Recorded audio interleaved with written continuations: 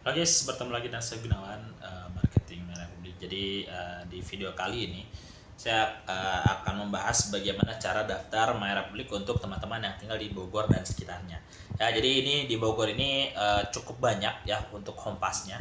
Akan saya sebutkan salah satunya ya. Contoh misalkan di Balubang Jaya RW 1 sampai RW 9, ada juga di Banjaran Residen, ada di Bantarjati, ada juga di Bogor Raya Permai RW 11, RW 13, RW 14. Terus ada juga di Bumi Menteng Asri RW 17, RW 18, Bumi Pangguga, Bumi Pertiwi 2, ada juga di Cibeteng Udik ya RW 1, 2 sampai RW 6.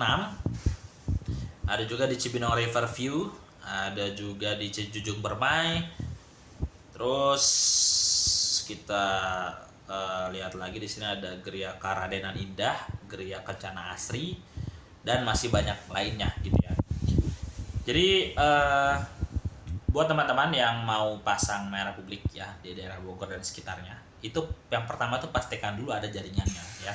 Karena ini menggunakan jaringan full fiber optik, jadi dia butuh tiang dan butuh FAT terpasang di sekitar lokasi kalian. Kalau misalnya ada jaringannya, pasti jarak 20 meter itu pasti tidak akan asing dengan tiang Merah Publik ya, dan juga FAT ataupun kotak Merah Publik kayak gitu. Jadi pasti terlihat lah untuk ininya, untuk untuk FAT-nya. Nah, kalau misalnya sudah ada, berarti kalian bisa daftar segera.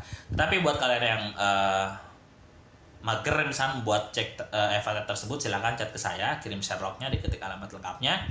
Karena ini diceknya harus detail ya, dia per home pass, jadi tiap blok nomor itu ada home passnya ya, jadi harus dicek detail RW berapa dan sebagainya. Nah, kalau misalnya sudah masuk, berarti tinggal isi formulir dan diisi lampirannya seperti itu ya.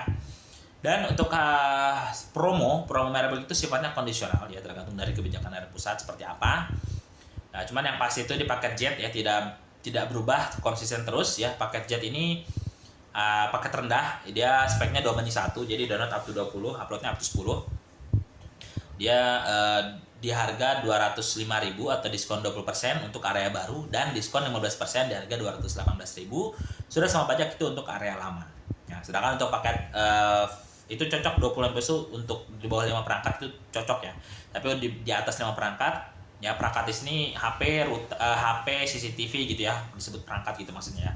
Kalau di atas 5 perangkat tetap bisa, tapi disarankan ambil 30 Mbps ke atas. Kenapa? Karena semakin besar Mbps, semakin banyak perangkat yang bisa terhubung kayak gitu ya. Dan juga speknya naik.